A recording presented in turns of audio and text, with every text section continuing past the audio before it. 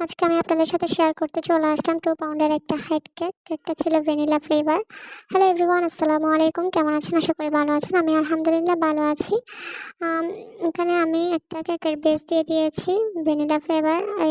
তারপর হচ্ছে এখানে আমি মিল্ক সিরাপ আর হচ্ছে হুইপড ক্রিম দিয়ে প্রত্যেকটা লেয়ারিং করে নিয়েছি। কেকটা আমি বেক করেছি 6.5 ইঞ্চি রাউন্ড মোল্ডে।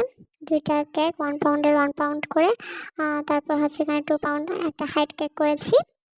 আপনারা দেখতেই পাচ্ছেন আমি এখন ক্রাম কোটিং করে নিয়েছি। আমি এটাকে একটা ফ্রিজে সেট হতে দিয়ে দিব 30 মিনিটের জন্য।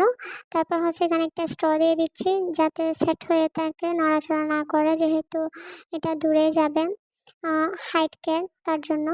তারপর আমি এখানে সেট হতে দিয়ে দিয়েছিলাম ফ্রিজে। দেন আমি এখন ফাইনাল কোটিং করে নিব। এখানে আমি হোয়াইট ক্রিমটা দিয়ে চারো মানে চারো সাইডে লাগিয়ে দিচ্ছিলাম। আমার মতো কে কে পাইপিং ব্যাগ দিয়ে এরকম কাজ করতে স্বাচ্ছন্দ্য বোধ করেন কমেন্ট বক্সে কমেন্ট করে জানাবেন। তারপর হচ্ছে আমি এখানে মাঝখানে ফাঁকা রেখেছিলাম এই ডিজাইনটা করার জন্য। পরবর্তীতে আমার মানে ওই ডিজাইনটা ওরকম ছিল না, তার জন্য আবার করে দিলাম, ফিল আপ করে দিলাম। আমি এখানে ডিজাইনটা করে দিচ্ছি। আমার এই ফ্লাওয়ারটা লাগতেছিল পড়ে যাবে, তার জন্য আবার এটা আমি উঠিয়ে দেন আবার কাজটা করেছিলাম। তারপর হচ্ছে এখানে রেড কালারের ফ্লাওয়ার দিচ্ছিলাম। এখানে রেফারেন্স পিকচারে দিয়েছিল ডার্ক মেরুন কালার।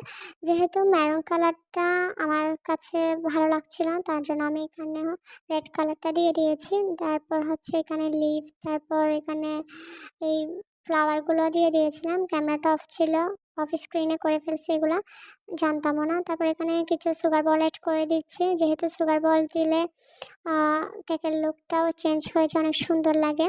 আমার এই কেকটা কেমন হয়েছে অবশ্যই কমেন্ট বক্সে কমেন্ট করে জানাতে কেউ ভুলবেন না। উপরে একটা ফন্ডেন্টও অ্যাড করে দিয়েছি আমি লেখাটা দিয়ে। কেমন হয়েছে অবশ্যই কমেন্ট বক্সে কমেন্ট করে জানাবেন। ধন্যবাদ।